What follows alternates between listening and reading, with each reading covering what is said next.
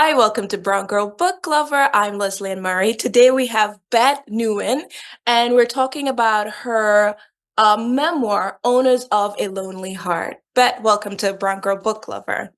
Hi, thanks for having me here. Um, Tell us a brief summary about your memoir. Oh, this memoir is many years in the making. It is about my strange relationship with my mother, who I didn't meet until I was 19 years old. And I realized that over the course of my life, since that time I was 19, I realized that over the course of my life, I had spent less than 24 hours with her total. And I wanted to go back in time and figure out the course of our relationship over the 6 visits we had had from 19 up until a couple of years ago. Just tracing that relationship as a way to trace our separate journeys as refugees coming from Vietnam to the United States and how we experienced that post-war life. Why was this so important for you to chronicle and then share, right? Because there's a lot of like intimate things I'm sure you probably didn't want to share, but you shared. I've written a lot about what it means to grow up in the United States as a refugee and a child of refugees. And writing about my biological mother was very difficult for me because I just didn't know her very well. And it was a gap, a huge space in my life that I felt like I needed to be ready enough to write about and explore. And so it took me actually so many years to feel that I was ready to understand that story. Maybe it was because I needed to be in a different place, emotionally. And then after I had children, I had sort of took on a different identity as a mother. And so then I began to think more deeply about what it would be like, what it might have been like for her Mm. to be a mother losing so much. Because I think about that all the time now with, with having children, the idea of loss. And I don't just mean, I mean, all the different kinds of ways we lose things. Loss, forgetting is a kind of loss, loss of language, loss of time, all of those things that we experience in the world. I began to think about it in a very different way with, with the arrival of my children. And so I wanted to just sort of go back in time and explore the experiences that we go through as children and rethink them. Mm. Like, do we really know our parents? I have a dad and a stepmom and a grandma, and then I have a biological mother. How much do we really know? How much do we really know them? How much do we really understand how we grew up?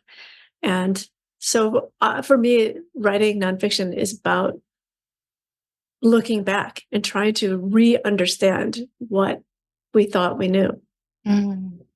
I love that, looking back and trying to re-understand. And that's such an important task because when we're growing up, we conceptualize the world from that perspective when we're growing up. And then when we're older and we have more perspective and insight, we start adding more lenses to it. And sometimes that makes us be help us to understand forgiveness some more and be empathetic to others, just understanding that, oh, the person wasn't like this for a reason, right? There are all these other perspectives, which is, I think, is really important. And that's why I love nonfiction work so much. What are two takeaways you would like readers to know about your book?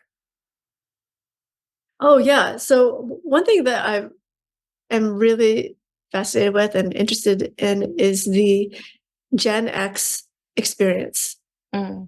As someone who identifies with that generation, I feel that we are the generation that the last generation to grow up without the internet, Mm. and we are the ones who experience childhood in a way that nobody ever else will again. That freedom from social media, Mhm. that freedom from surveillance, Mm. and if we wanted to watch something on the actual TV, we had to show up when it was there. And so our concept of time, our concept of friendship, memory, I think all of that is very different Mm. because everything else is, moderated by algorithms after Gen X. So I think that our collective memory, our collective experience of the past and childhood is very, strange because of that. And I'm so interested in looking back at how we grew up and how we came of age, because the way we measure time is so different by generation.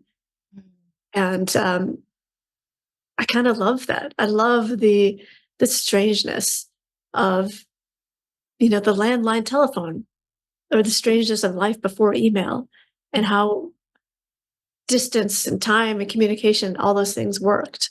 So yeah, that's one of those things I'm really fascinated with, is the generational experience of those who are X. And the other thing I'm interested in, of one of the many things I'm interested in, is encouraging people to look back at how they grew up, however they grew up. We all grew up in ways that are not dictated by us, but by the grown-ups around us. And I think that is the strange condition of childhood, is that we don't get any choice.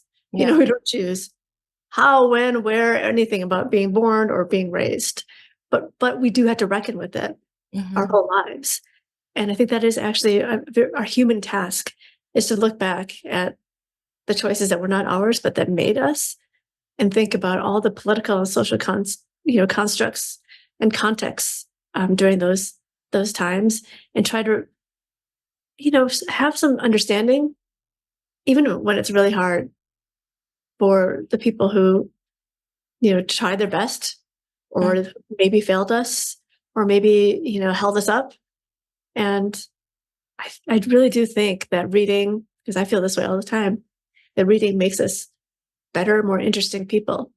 And so I think that's probably why, one of the reasons why I became a writer, Mm. is to try to give back a little bit, and to try to contribute to that sort of human discourse. Mhm. My last question, and this is based on Edwidge Danticat's book Creating Dangerously. Mm. So this year I'm focusing on how writers and artists, and we all can create dangerously, and there's a power of creating dangerously. Edwidge Danticat talked about, and I want to know, how are you creating dangerously? Oh, well, what a fantastic question. I love that. So, Okay. one of the things I am doing this year is I am writing two books concurrently. One is a novel, and one is a book of nonfiction. Mhm. So I'm trying to see what that's like, to write two extremely different books. One is completely fiction, and one is nonfiction. See what that's like at the same time. Just kind of alternate. And even though I've always written fiction, nonfiction, I've never done two books at the same time. And I feel really excited about it, and that it is a little dangerous. I don't know if it's a good idea or not. I'm going to find out. I hope none of your fiction characters like slide into your nonfiction work, you know? Right. That's part of the danger. Yeah. Oh, I love that. I think it's like, I think it's brave to do that. Bravo.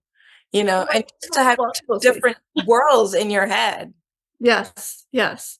We will see if I can do it. But thank you so much for joining me. Thank you so much for sharing yourself. I know time is like of the essence for you, but I really appreciate you making the time to talk to me. Oh, thank you so much. Yeah.